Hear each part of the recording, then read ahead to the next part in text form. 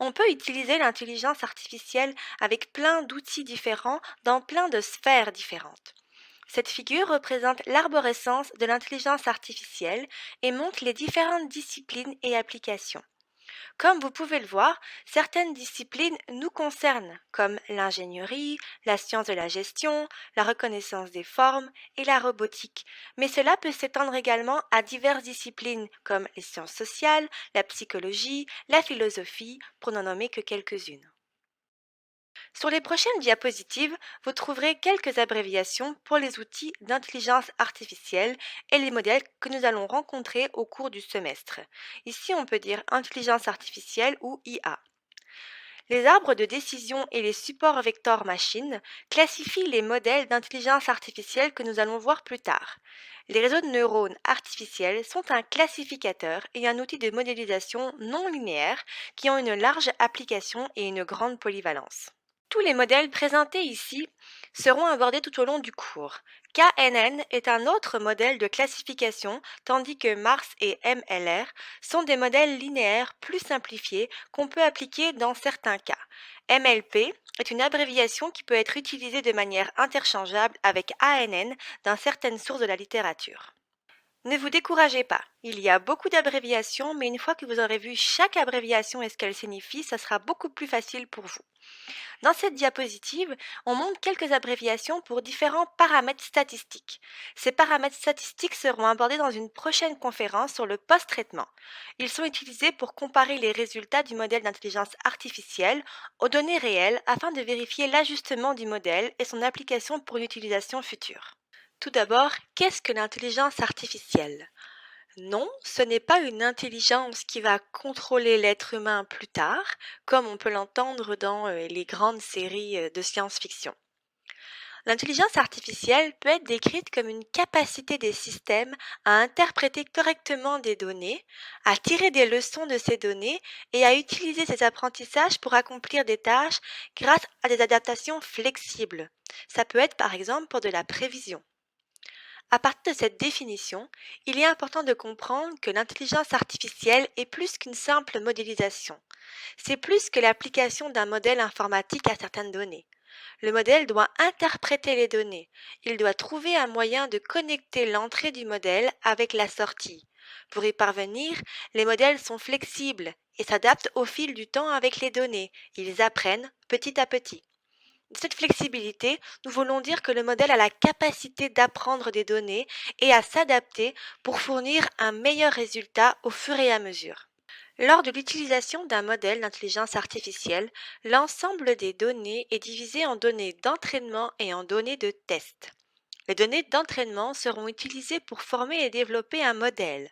Lorsque nous sélectionnerons notre modèle, nous utilisons les données de formation du modèle pour acquérir de l'expérience, adapter et ajuster ses règles de prédiction afin de produire un meilleur résultat.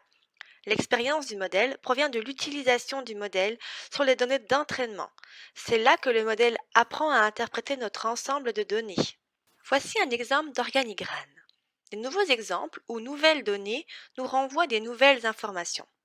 Elles constituent un nouvel ensemble de données. En utilisant notre nouveau modèle formé et expérimenté sur les nouveaux exemples, on est en mesure de prédire les résultats. Ces résultats peuvent être de nature descriptive, prédictive, diagnostique ou normative. Un exemple de sortie descriptive peut être la création de cartes spatiales de champs. À partir de là, vous pouvez entrer des données d'imagerie spatiale dans votre modèle, puis demander au modèle de produire des informations concernant le sol ou les caractéristiques végétatives, par exemple. Il fournit des données ou des informations. La sortie prédictive est très courante dans les applications d'intelligence artificielle et implique de prendre un ensemble de données avec différents paramètres et d'utiliser ces informations pour prédire une sortie future. Les résultats de diagnostic sont une question de relation. Il s'agit de cartographier l'action-réaction qui est observée, c'est-à-dire si je fais ceci, alors cela se produira. Un exemple ici est les composants nutritionnels des aliments pour animaux et la quantité de lait. En utilisant l'intelligence artificielle, il est possible de cartographier les différents types ingrédients et composants nutritionnels à nourrir et d'attendre un résultat en ce qui concerne la quantité de lait que va fournir la bête, par exemple. L'intelligence, ce n'est pas facile à formuler.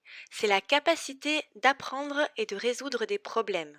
C'est donc notre capacité de percevoir l'interdépendance des faits, d'apprendre et de comprendre de l'expérience, d'acquérir et de conserver des connaissances et de répondre rapidement et avec succès à des nouvelles situations. Le but donc de l'intelligence artificielle est de construire un système capable de présenter un comportement intelligent.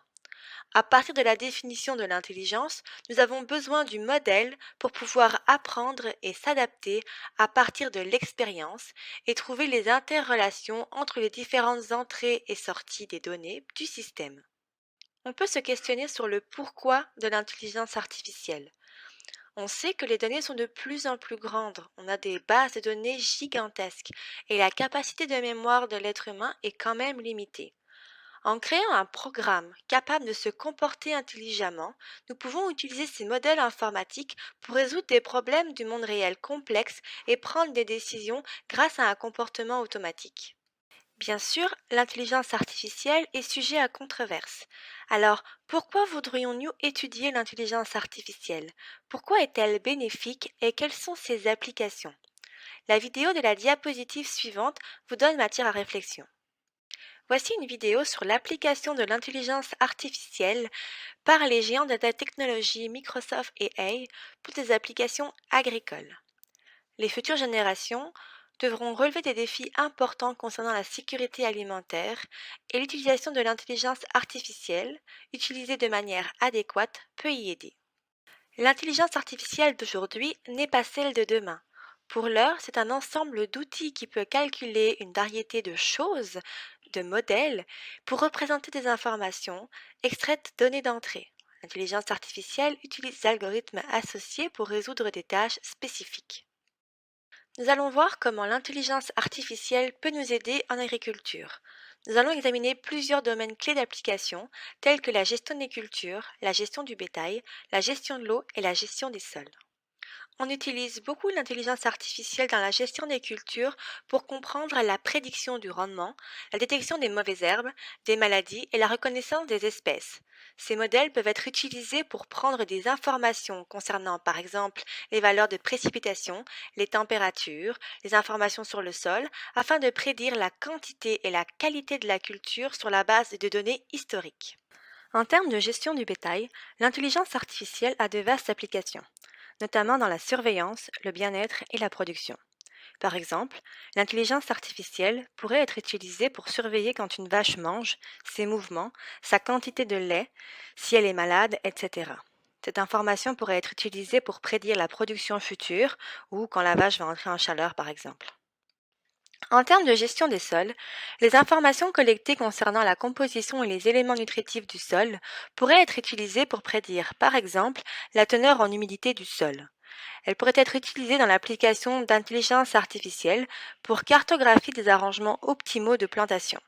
En outre, ça pourrait être utilisé pour prédire les meilleurs moments et conditions de plantation. Tous ces paramètres du sol sont essentiels pour décrire différents processus dynamiques dans la croissance des plantes. Les modèles d'intelligence artificielle pourraient être utilisés pour surveiller l'utilisation et le cycle de l'eau présent sur les terres appartenant à un agriculteur. Des modifications pourraient optimiser cette utilisation afin de réduire l'empreinte environnementale et optimiser la croissance des cultures dans les régions arides, par exemple. De plus, il pourrait être utilisé pour prédire les impacts en conditions d'inondation. Il est essentiel de collecter et de synthétiser les informations spatio-temporelles des paramètres du sol, tels que l'humidité et le taux d'évapotranspiration. De cette façon, on peut étudier leurs variations et comportements. Ces paramètres vont déterminer l'impact de la culture sur l'eau de la terre, les cycles du carbone et le fonctionnement des écosystèmes. Mais donc, en pratique, quelles sont les applications de l'intelligence artificielle? L'humidité du sol est une application importante de l'intelligence artificielle pour les considérations agricoles. La teneur en humidité du sol peut être grandement affectée par de nombreux paramètres, notamment sa composition physique, les conditions météorologiques régionales, les précipitations, l'intensité du vent, ainsi que les influences hydrologiques telles que le débit, les percolations, le ruissellement, les infiltrations, etc. Par conséquent, il peut être très compliqué de déterminer l'humidité du sol, par exemple pour un champ de culture. Bien sûr, on peut mesurer l'humidité du sol au laboratoire, mais cela demande beaucoup de main-d'œuvre et de temps.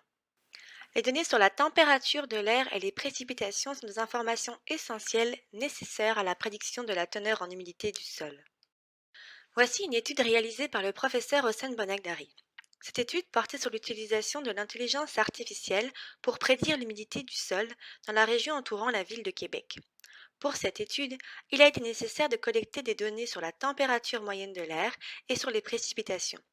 Ce sont deux informations essentielles pour modéliser l'humidité du sol avec l'intelligence artificielle. Ainsi, à partir des informations collectées, il a pu créer une carte de zonage pour l'humidité du sol.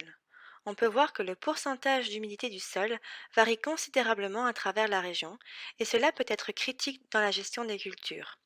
Les informations présentées sur la diapositive précédente ont été entrées dans un modèle d'intelligence artificielle. Celui-ci a été en mesure de déterminer la relation entre l'humidité du sol, les précipitations et la température de l'air. Voici une autre application de l'intelligence artificielle. Il s'agit d'une étude du professeur Hossein Bonagdari sur le salage des routes.